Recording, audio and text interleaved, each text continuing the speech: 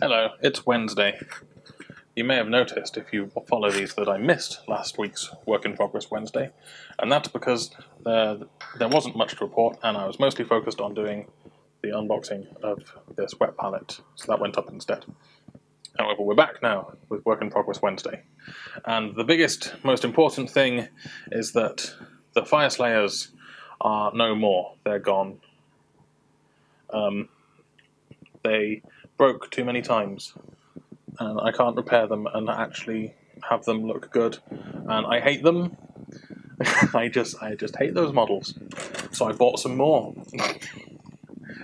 That's right, I bought more Fyreslayers. I got these off eBay without the cards and such because, you know, I already had those. And one day I will return and I will paint these. But in doing research on these models, I found that there isn't a single paint job on these. No one on the entire internet that has posted pictures of these models has posted a version where I think they actually look good.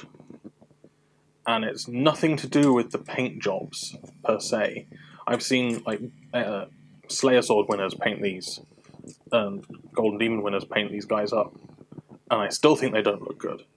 And so my conclusion is I'm coming to that I think the way that the muscles and such on the tiny dwarf frames, they just don't respond well to lighting or something. There's a way to paint them that will make them look good. Do not think it is the way I've been trying to paint them. I do not think it is the way most people have painted them. It's definitely not the way the Heavy Metal team have painted them, because they actually look kind of really boring and flat on the Heavy Metal pictures. So yeah, these guys were a massive conundrum for me. Not entirely sure exactly how to paint them and have them look good. The concept art for them looks amazing. You try and recreate that in on the model, and you can't. And I think it's because on the concept art, the scale is completely different on all of the muscles. And just the physical body shapes of them are very different. The dwarves in the concept art are actually much taller than they are on the sculpts. So, yeah, it's a bit of a weird one. So I've got some more for cheap that I'm going to hold on to, and I will paint these one day. But they're on hiatus for now because trying to paint those Fyreslayers was bringing me down massively and putting a massive dampener on my hobby, and I didn't want that anymore. So if you're waiting for the Fyreslayers video, it's not going to happen anytime soon at all.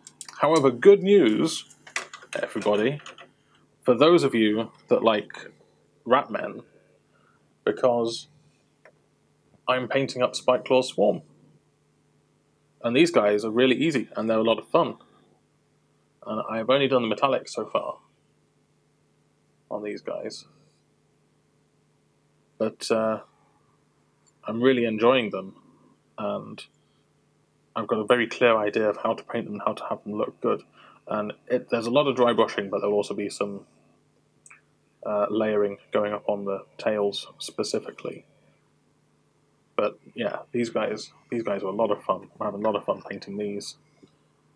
I'm doing most of the Warbanders test models, and then I've got the leader, who's not on his base. I almost broke his tail there. Just he will be done on camera along with his base, and I'm really looking forward to painting these bases. They're really interesting. So yes, he's got a little rat on his shoulder.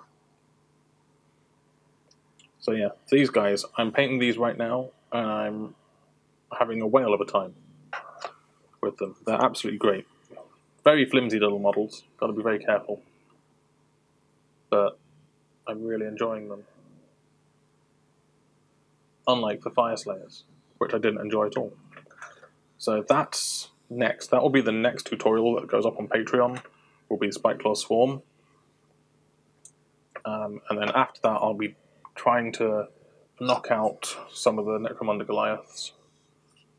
I might only do one of them for the video, because I don't think I'll have enough time to paint up an entire gang of like 10 models. But yeah, I'll do one of them for the video, and you can get a good idea for the colour scheme. It'll be an primarily orange colour scheme with black detailing, and probably a very pale colour skin tone. Not 100% sure on that yet. Might go for a darker skin tone, or just make them look like they're covered in soot and grease. That might be interesting to try and do, because they're supposed to be from the factory/industrial furnaces type sector, right? They run the boilers of the hive. So yeah, that'll be interesting. But I mostly know what I'm doing with that. You know, black weapons, orange armor plates, orange pants. Some black details everywhere else. It's orange and black is quite hard to paint, because if you make one mistake with the black on the orange, it's an absolute pain in the butt to cover up. So it's best to start with the black and then paint the orange on afterwards, which is very difficult. What else this week? I got myself some Blood Bowl goblins. So I got one of these boxes of the plastics. That was my Amazon affiliate links. They paid for this. One box of Blood Bowl goblins. Took about 3 months to get there. So yeah, that fat YouTube money. I got myself a box of Blood Bowl goblins. So I've assembled those up. These are actually going to be my primary Blood Bowl team, because goblins are fun. If you're not playing stunties, you're not playing Blood Bowl correctly. But I'm also going to be, hopefully, if I get them finished in time, this is going to be one of my second entry into Golden Demon next year. And be entering a Goblin Blood Bowl team. So I've got these guys, and I'm also going to eventually get the troll, the plastic troll, and the special secret weapons from Fort World, and probably the fungoid cave shaman to be their coach / apothecary. That's only if I have time in order to be able to paint him. So yes, these guys are on the painting table now. I did some work on the Commissar here. Mostly started painting up the gold areas, the gold cloth, which isn't being painted in a gold metallic. I'm having to try a non-metallic metal gold for that, because it isn't a metallic gold, it's a non-metallic gold. It's a thread, so it wouldn't be as shiny as actual gold. So, varying results. Quite happy with how the hat's turned out, and the back of the coat here is not too bad.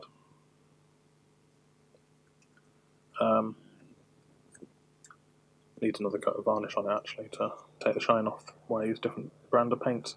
But yeah, did some work on him. That was testing out the wet palette here. And what else? Oh yeah, I did. Ooh, it stuck to corks. Some work on my Golden Demon entry. I'm gonna have to change the focus here.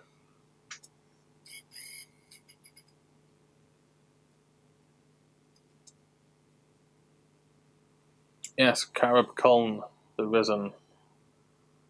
I put the main armor colours on his lower half. Still, none of it is actually assembled. Still fully comes apart. Because the whole point of this is that I can paint it in individual bits. I spent like an hour and a half highlighting all of the armor chips on this 1 foot. And it's turned out quite nice, I think. It's a bit shiny at the moment, so it's kind of hard to see. And now the focus needs to change again. Just a sec.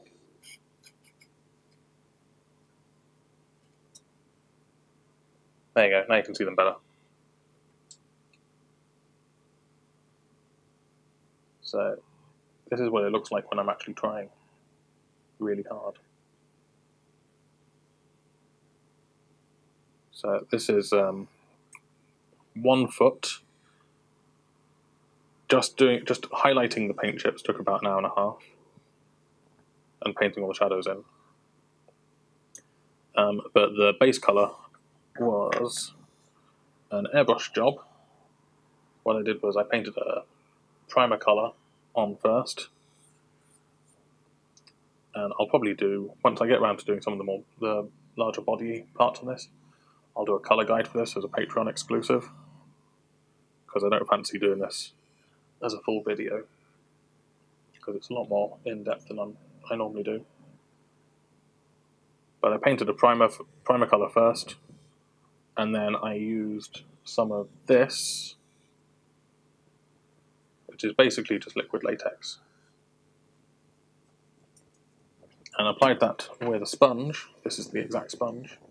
It's gone all rubbery and weird at the end here now. To apply some chipping type areas, and that creates a mask. And then you paint your base colour over the top of that with an airbrush. And once that's dry, you can just use your thumb to just roll off the mask, the areas you masked before, and you get your paint chipping effect.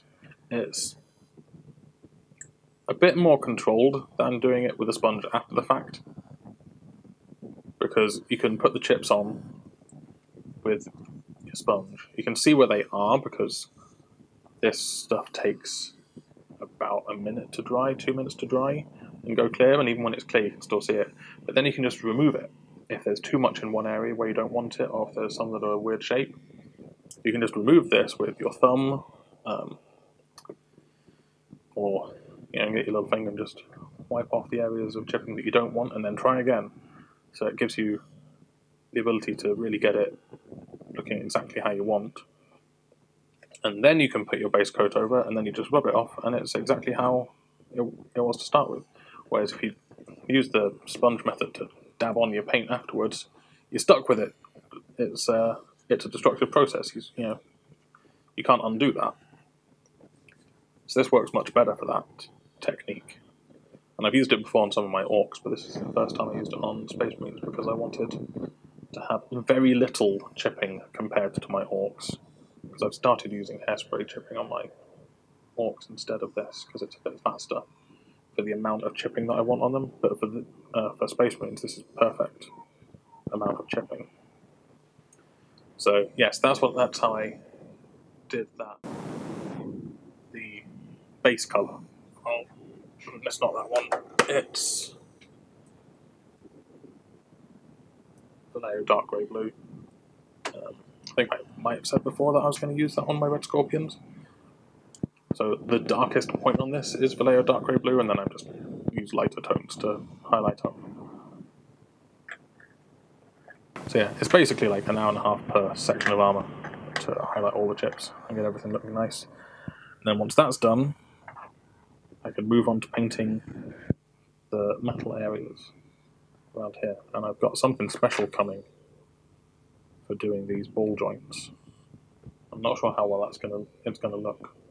But I've got some of the some liquid chrome, and I want to try it out. I'm not going to try it straight out on these. I'm going to try it out on something else first and see how it looks.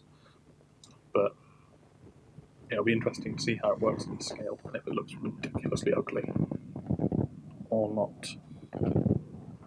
So that's what I've been doing this week. Well, kind of this last 10 days, really.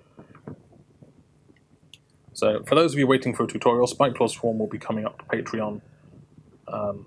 Hopefully by Sunday.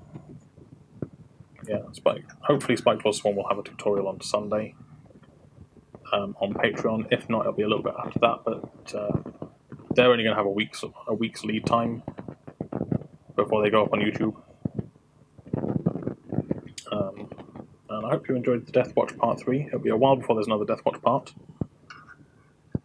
but it'll be on vehicles next. And there are some more reviews and unboxing videos already shot, and they'll be coming up on Mondays. Reviews and unboxings, that's the day for those now.